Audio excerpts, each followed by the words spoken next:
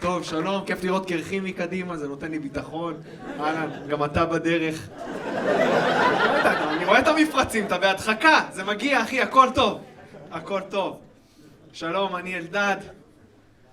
זה החיוך שלי.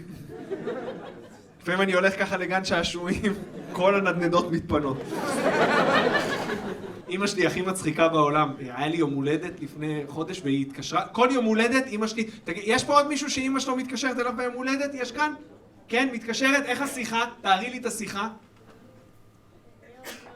היא שרה לך היום יום הולדת! יש פה מישהו עם מצב חמור יותר? יש כאן? שאמא מתקשרת, זיכרונות מהלידה? לא. כל שנה אמא שלי מתקשרת אותה שיחה. היום לפני 39 שנה אתה קראת אותי. הלידה שלך הייתה לי הכי קשה. עד שיצאת יצא לי הנשמה. מה אני יכול להגיד על זה? מצטער אמא, זה לא יקרה שוב.